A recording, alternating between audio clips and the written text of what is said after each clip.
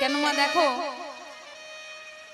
এই যে রথযাত্রা সামনে এসে উপস্থিত হয়েছে, হয়েছে তো আমরা একটা কথা খুব ভালো করে জানি, এই যে রথযাত্রার দিন পুরীতে বিশাল বড় ধুমধাম করে আমার বলরাম সুভদ্রা গোবিন্দের রথ বেরিয়ে পড়ে।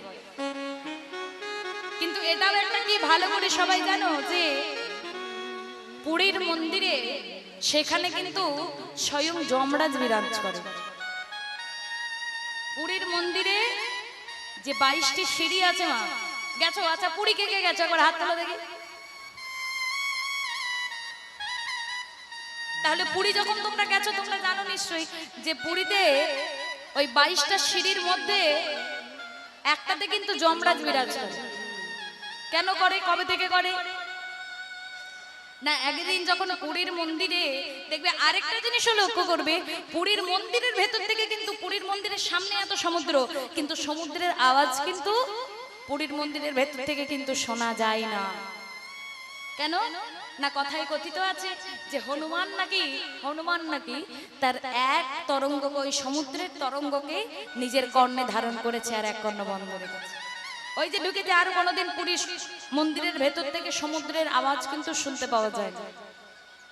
ঠিক তেমনই যখন পুরীতে জগন্নাথ দেবের মূর্তি যখন স্থাপন হলো, যমরাজ গিয়ে শ্রীহরির কাছে বললেন, প্রভু জগতে এখনো শুনছি যে তোমার মূর্তি পুরী ধামে গিয়ে যেজন জগন্নাথ মূর্তি দর্শন করবে তার জীবনের যত পাপ আছে সব পাপ নাকি দূরীভূত হয়ে সব পাপ তার ক্ষয় হয়ে যাবে। তাহলে আমি কি করব প্রভু? শ্রীহরি যমরাজকে ডেকে বলছে, বেশ যাও, আমার মন্দিরে আমাকে দর্শন করে আসতে গেলে ওই 22টি সিঁড়ি, যার প্রত্যেকটা সিঁড়ি এক একটা বস্তুর এক একটা প্রতীক, তা তুমি ওই তার মধ্যে 3 নম্বর যে সিঁড়িটি আছে দেখবে ওই 3 নম্বর সিঁড়িতে কিছুটা জায়গা কালো, না কালো পাথর আছে। পুরী যারা গেছো তারা লক্ষ্য করবে বা পরে যখন যাবে তখন লক্ষ্য করবে, ওই কালো পাথরটি হচ্ছে না আমার যমরাজ। তাই বলছে, শোনো যমরাজ, তুমি সেইখানে গিয়ে উপস্থান করো। কেন না, তুমি একটা কথা জেনে রাখো, যখন কোনো ভক্ত তোমাকে স্পর্শ করে আমাকে দর্শন করবে তখন তার সব পাপ ক্ষয় হয়ে যাবে, কিন্তু যদি কেউ আমাকে দর্শন করবার পর বাহির পথ যখন হবে যদি কেউ তোমাকে স্পর্শ করে তাহলে সে যেটুকু পুণ্য অর্জন করেছিল তার সব পুণ্য কিন্তু ক্ষয় হয়ে যাবে। হরি বল, হরি বল। সেই দিন থেকে পুরী ধামে জগন্নাথ দেব কিন্তু আমার বিরাজ করে, আর সাথে আমার যমরাজও বিরাজ করে। তাই তো বললেন কি গো, শরণে তোমায় ডাকি আমি প্রিয়বারা, প্রণাম জানাই প্রভু চরণে তোমায়, শরণে তোমায় আমি ডাকি প্রিয়বারা, প্রণাম জানাই প্রভু চরণে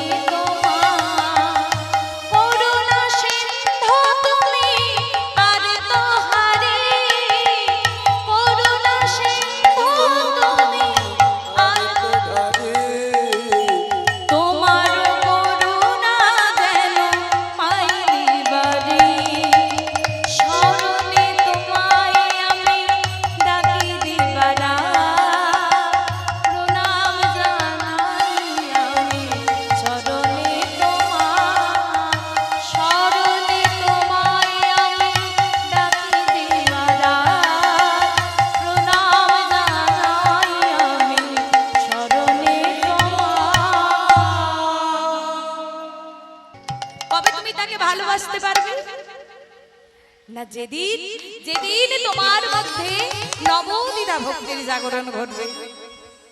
এবার বলবে, ওমা আমার মধ্যে যে নবদ্বিধা ভক্তির জাগরণ ঘটেছে এটা আমরা বুঝবো কি করে? এটা কথা তো যে আমার মধ্যে যে নবদ্বিধা ভক্তির জাগরণ ঘটেছে, আমি যদি হঠাৎ করে কোনো একটা মানুষকে ডেকে বলি তাহলে সেই মানুষটা কি করবে? আমি হঠাৎ করে যদি জিজ্ঞাসা করি বলবে এটা আবার কি জিনিস, খাই না গায়ে মাখা। কিন্তু বলছে জানো কি জানো, যেদিন তোমার মধ্যে নববিধা ভক্তির জাগরণ ঘটবে, সেদিন এই প্রাকৃতিক জগতের কোনো কিছুকে তুমি বলবে না যে ওটা হচ্ছে আমার। বলে তাহলে কি বলবো? আমার এত সুন্দর বাড়ি বানিয়েছি, অতগুলো গাড়ি কিনেছি, অত অত শাড়ি গয়না এত কিছু বানিয়েছি, আমার বলবো না কি বলবো? বলছে যেদিন তোমার মধ্যে নববিধা ভক্তির জাগরণ হবে, জাগরণ হবে, সেদিন প্রভুর কাছে যেয়ে প্রভুকে ডেকে বলবে, ডেকে বলবে, প্রভু আমি তোমায় ছাড়া আমি কিছু জানি না। ওগো প্রভু বিদায় গৌর হরি বল, হরি বল, হরি বল।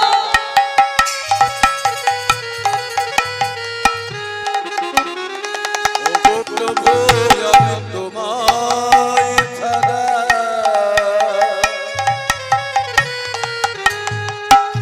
আর কিছু জানি না। প্রভু আমি তোমায়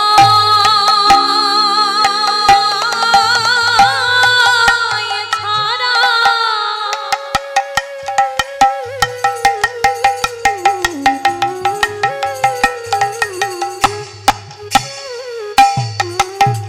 আমি কিছু জানি না।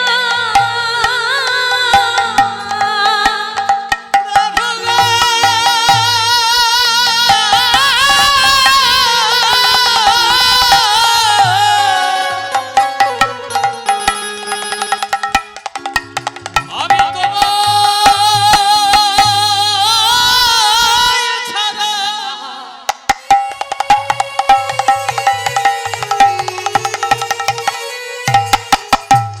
আমি কিছুই জানি না।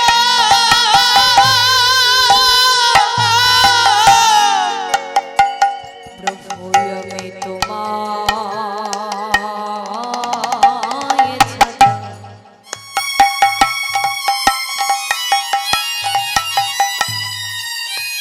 সেদিন প্রভুকে ডেকে বলবে মা গো, এই জগৎ সংসারে আমাদের যা কিছু আমার বলতে আছে, সেদিন হতে তুমি কোনোদিন আর বলবে না যে ওগুলি হচ্ছে আমার। কি বলবে? তোমার ওই চরণে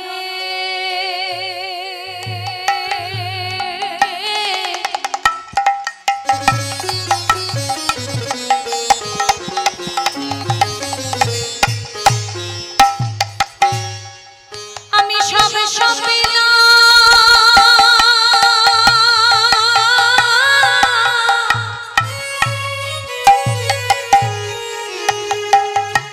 প্রভু তোমায় ছাড়া আমি কিছু জানি না। ওগো আমি তোমায় ছাড়া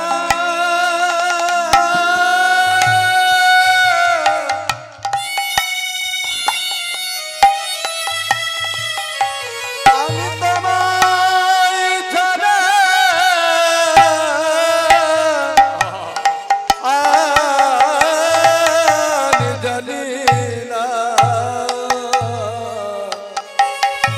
ওগো প্রভু আমি তোমায় ছাড়া আর কিছু জানি না। যেদিন আমার মধ্যে নববিধা ভক্তির জাগরণ ঘটবে, এই প্রাকৃতিক জগতের কোনো কিছুকে তুমি বলবে না যে ওটা হলো আমার। গৌর হরির সামনে গিয়ে ডেকে বলবে ওগো প্রভু তুমি আর কিছুই আমায় দাও আর নাই বাধা। নয় বাধা। প্রভু তুমি আমায় কিছু দাও বা না দাও, আবার তাতে কিছু যায় আসে না।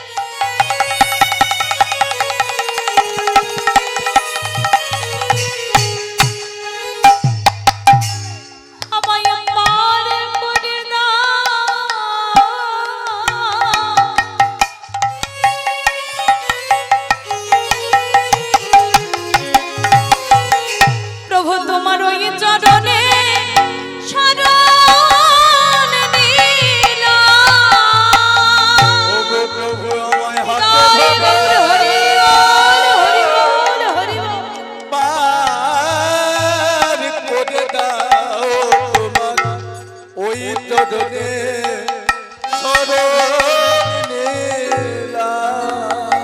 প্রভু গো, তোমার ওই চরণে শরণ নিয়ে তুমি আর আমায় কিছু এই জগতে দাও আর না দাও।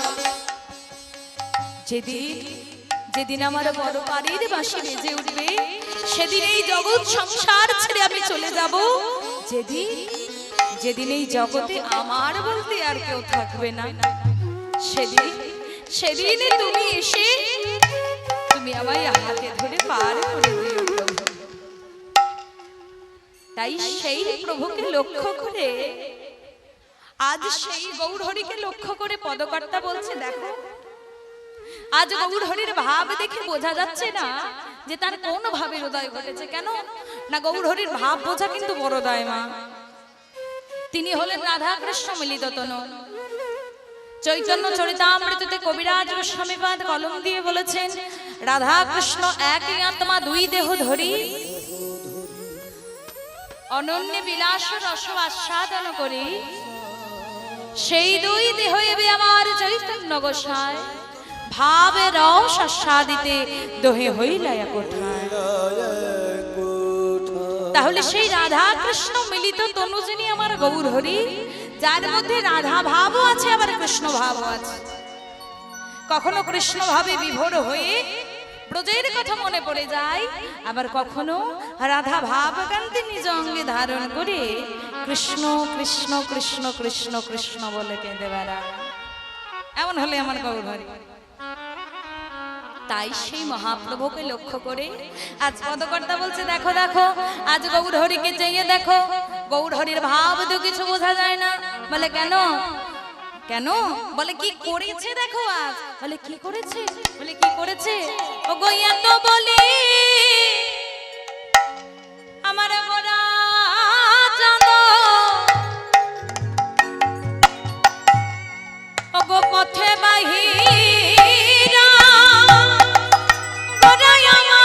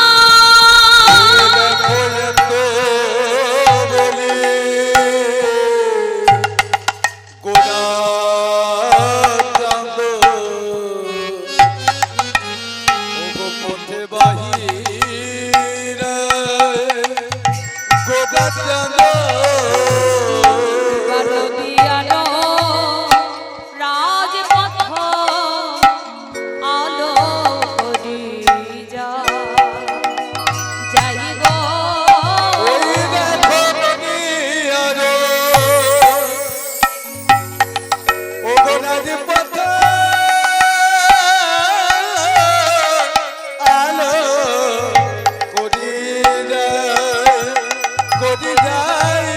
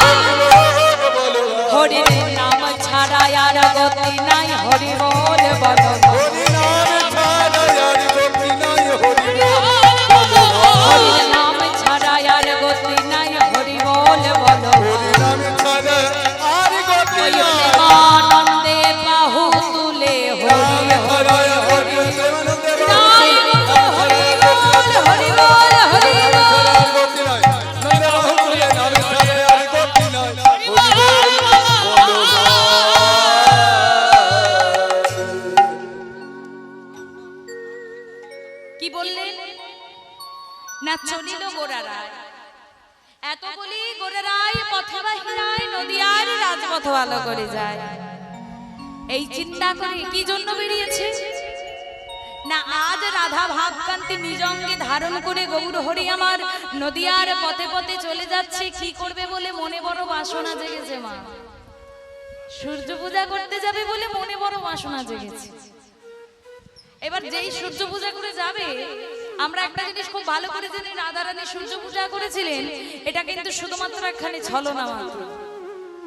কেন না তার মনে বাসনা হয়েছিল গোবিন্দ দর্শনে, কিন্তু উপায় হচ্ছে না, বাদিনীর ঘরে বাস করে, তাই একটু ছলনা করে কি করেছিল, সূর্য পূজার ছলা করে আজ ভানু পূজার নাম করে কানু পূজায় গিয়েছিল। তাই গৌর হরির মাস তাই হয়েছে মা, তিনি ঠিক করেছেন তিনি সূর্য পূজা করতে যাবেন। এইবার যাচ্ছে যাচ্ছে যাচ্ছে যাচ্ছে, কিন্তু গৌর হরির যে স্বভাব তো আর যাবার না, যাচ্ছে এক মনোবাসনা নিয়ে। যখন যাচ্ছে নদিয়ার পথে পথে প্রত্যেকটা নর নারী যারা আছে তারাও আজকে গৌর হরির পিছু পিছু ধরেছে। বলে ঠাকুর তুমি একা কেন যাবে, আমরাও তোমার সঙ্গে যাব। বলে ঠিক আছে, যাবে যখন মনে মনে ঠিক করেছো, আর দেরি কেন, চলো তাহলে যাওয়া যাক। এই বলে হরি বল হরি বল হরি বল বলতে বলতে তারা কিন্তু ধেয়ে চলে যাচ্ছে। এবার যখন ধেয়ে চলে যাচ্ছে, উত্তর পাড়া থেকে দক্ষিণ পাড়া, দক্ষিণ পাড়া থেকে পশ্চিম পাড়া, যখন এক একটা পাড়ায় গৌর হরি আমার যাচ্ছে এক একটা রাস্তা দিয়ে, ওই পাড়ার কয়েকজন নাগরিক এখন দেখেছে যে গৌর হরির সঙ্গে ওই পাড়ার নাগরিকরা নাকি পেছনে পেছনে ধাওয়া করেছে।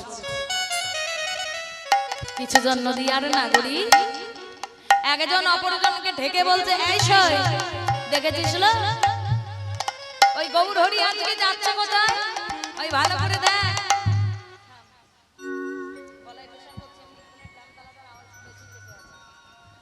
বলছে দেখলো দেখ, ওই দক্ষিণ পাড়ার নাগরিক যারা আছে তারা গৌর হরির সঙ্গে না, তারা কোথায় যেন যাচ্ছে, তো আমরা কেন বাড়িতে বসে থাকি বল দেখি, আমরা কেন বাড়িতে বসে থাকি, চল তাহলে এক কাজ কর আমাদেরও যাওয়া যাক। এই বলে এই পাড়ার যত নরনাগরী আছে তারা বলছে চল চল আর দেরি করিস না, তাড়াতাড়ি করে সব কিছু নিজেরা সুসজ্জিত হয়ে আজ গৌর হরির সঙ্গে তারাও যোগদান দিয়েছে। আর যখন তারা যোগদান দিয়েছে, সেই গৌর হরি আমার হঠাৎ করে বলছে কি গো, কি বলছে, কি বলছে, দুটি বাহু তুলে সকলে আমার সাথে বলো, প্রেমানন্দে মেতে হরি বলো, হরি নামের বন্যা যে এলো, ও প্রেমানন্দে মেতে হরি বলে, হরি নামের বন্যা যে এলো। প্রেমানন্দে মেতে হরি বলো, হরি নামের বন্যা যে এলো, প্রেমানন্দে মেতে হরি বলে, হরি নামের বন্যা যে এলো। বন্যার যাই বলি হারি, তার তরঙ্গ ভারী, বন্যার যাই বলে হারি, তার তরঙ্গ ভারী। বন্যার যাই বলি হারি, তার তরঙ্গ ভারী, জয় বলে হরে তাই তরঙ্গ ভরে। প্রেম তরঙ্গে দিচ্ছে সাঁতার গোলক বিহারী, আর প্রেম তরঙ্গে দিচ্ছে সাঁতারি গোলক বিহারে। আহা প্রেম তরঙ্গে দিচ্ছে সাঁতার গোলক বিহারী, আহা প্রেম তরঙ্গে দিচ্ছে সাঁতার গোলক বিহারী। প্রভু নিত্যানন্দ, প্রভু নিত্যানন্দ, প্রভু নিত্যানন্দ সেও বুঝি ওই পাথারে সাঁতার দিল, হরি নামের বন্যা যে এলো, ও প্রেমানন্দে মেতে হরি বলে, হরি নামের বন্যা যে এলো। প্রেমানন্দে মেতে হরি বলো, হরি নামে বন্যা যে এলো। প্রেমানন্দে মেতে হরি বলে, হরি নামের বন্যা যে এলো।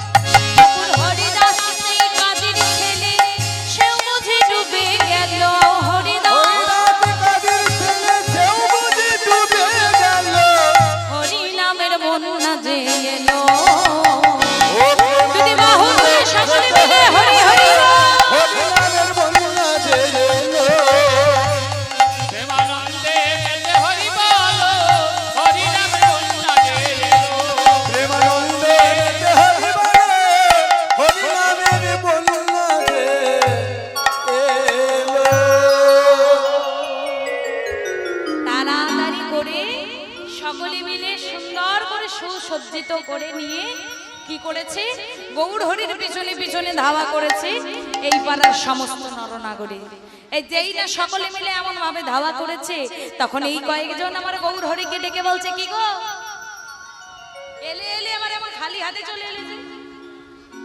হ্যাঁ, এলে তো ভালো হয়েছে, এমন খালি হাতে এসেছো কেন? যাও যাও তাড়াতাড়ি করে সূর্য পূজার দ্রব্য সাজিয়ে নাও। বলে সূর্য পূজার দ্রব্য সাজাবো প্রভু? বলে হ্যাঁ। বলে আর দেরি করো না। যেই নাই কথা বলেছে, যেই নাই কথা বলেছে মাগো, তাড়াহুড়ো করে সূর্য পূজার দ্রব্য সাজাচ্ছে। কেমন ভাবে সূর্য পূজার দ্রব্য সাজাচ্ছে জানো? কেমন ভাবে গো? কিবা ধূপ দিয়ে গন্ধ পুষ্প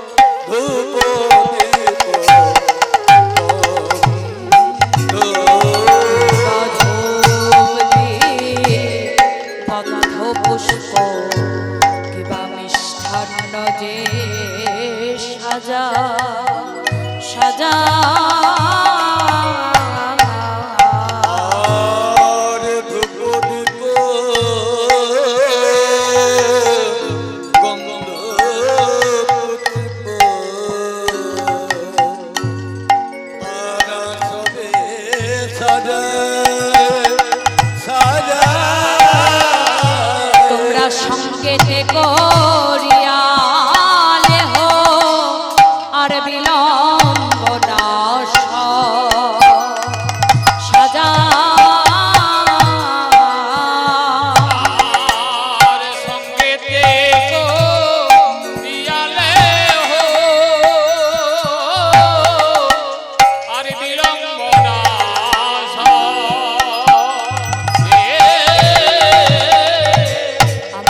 আরাধিব দিনমণি পুরাব বাসনা বাসনা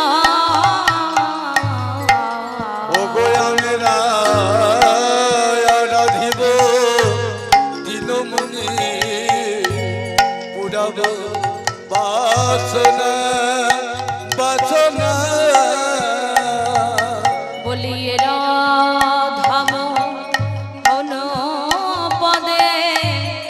আমরা করি আরাধনা গো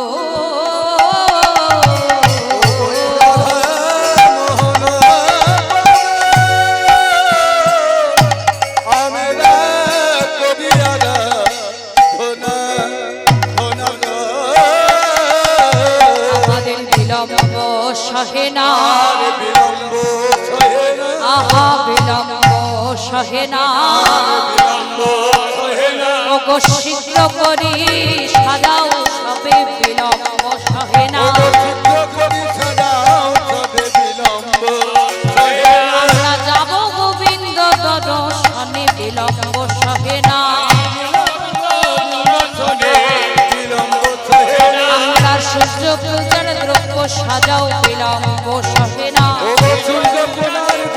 বলি আর দেরি করো না গো সূর্য পূজার মুখ সাজাও তাই আমরা হরি বল হরি বল হরি বল। ওগো সূর্য পূজা দ্রব্য সাজাও ওই সূর্য পূজা দ্রব্য সাজাও দেরি করো না ওই সূর্য পূজা দ্রব্য সাজাও বিলম্ব সহে না। আমরা আরাধিব দিনমণি পুরাব বাসনা পুরাব বাসনা এই রাধা মোহন পদে আমরা করি আরাধনা।